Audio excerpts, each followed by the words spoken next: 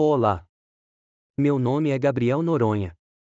Sou membro da Igreja de Jesus Cristo dos Santos dos Últimos Dias há 20 anos. Neste canal revelo minhas impressões a respeito do meu estudo tanto em relação ao material da igreja quanto fora dela. Sou estudado em línguas, em teologia, em astronomia, em direito, etc. Com este conhecimento, quero trazer descobertas interessantes sobre a doutrina da igreja e a sua veracidade perante um olhar crítico e científico. Entretanto, o que for dito aqui é apenas minha visão sobre alguns assuntos do Evangelho e não são doutrina declarada da Igreja, embora possam esclarecer muitos pontos de doutrina importantes para nosso entendimento da doutrina santos dos últimos dias. Vamos lá? A oitava regra de fé da Igreja afirma que cremos ser a Bíblia a palavra de Deus, desde que esteja traduzida corretamente. O que esta afirmação quer insinuar? Será que a Bíblia pode conter trechos traduzidos de forma incorreta?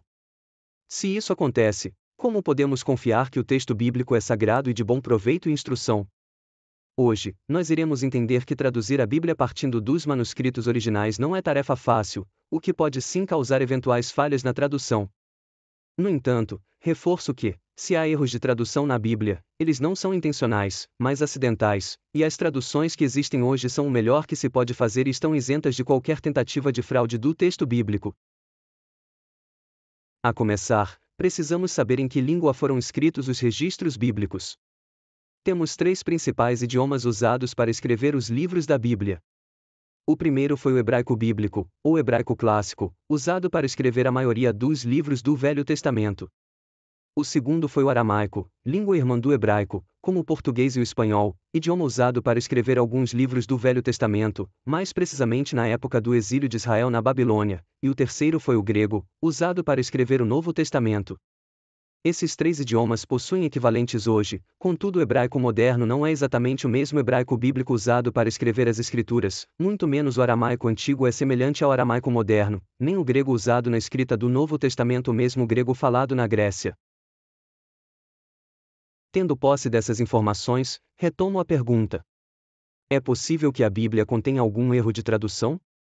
A resposta é sim, e os próprios tradutores reconhecem as dificuldades de se traduzir línguas antigas das quais não temos habilidade com elas, e que já não possuem falantes nativos como o hebraico, aramaico e grego moderno possuem. Apesar de existirem versões modernas desses idiomas, existe uma diferença enorme entre as versões clássicas e modernas destes mesmos idiomas, podendo considerarmos como idiomas diferentes, muito pela época em que estamos e pela época em que os registros foram escritos. Uma mesma palavra no hebraico moderno pode significar algo totalmente diferente no hebraico bíblico, e não termos conhecimento disso, até que surjam evidências de que aquela palavra significava algo diferente no passado. A partir de agora, coloco alguns exemplos de dificuldades de se traduzir passagens bíblicas, e por essa razão, serem consideradas passagens de escritura questionáveis.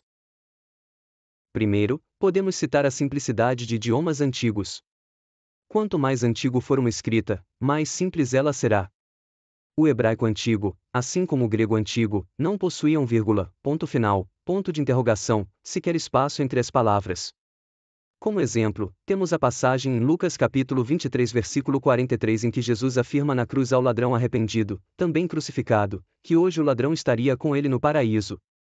Essa passagem não possui vírgula no original, e existem estudos no sentido de que, na verdade, Jesus não teria dito eis que te digo, hoje estarás comigo no paraíso, mas sim eis que te digo hoje, estarás comigo no paraíso.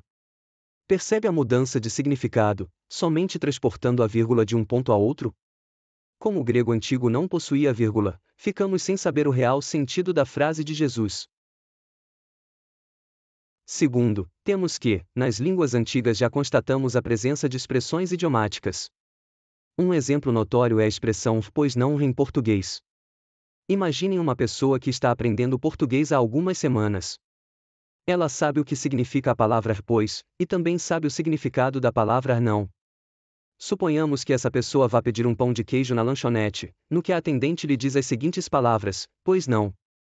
Nós, nativos da língua portuguesa, sabemos que a expressão pois não significa que a pessoa vai realizar seu pedido, mas para o aprendiz de português novato, a pessoa está lhe negando o serviço, ou pelo menos é o que ele vai pensar. Isso também acontece com as línguas antigas. Existem expressões idiomáticas no hebraico antigo, que não significam exatamente o que elas dizem, tais como 40 dias e 40 noites, que não significam exatamente 40 períodos diários, mas simplesmente muitos dias. Outro exemplo é a expressão matar mulheres e crianças, sem deixar sobreviventes, utilizada no Velho Testamento na ocasião das guerras de Israel contra nações inimigas. Na verdade, esta é, também, uma expressão idiomática, que significa simplesmente fazer guerra, não querendo, de modo algum, significar que o Pai Celestial mandou verdadeiramente matar mulheres e crianças.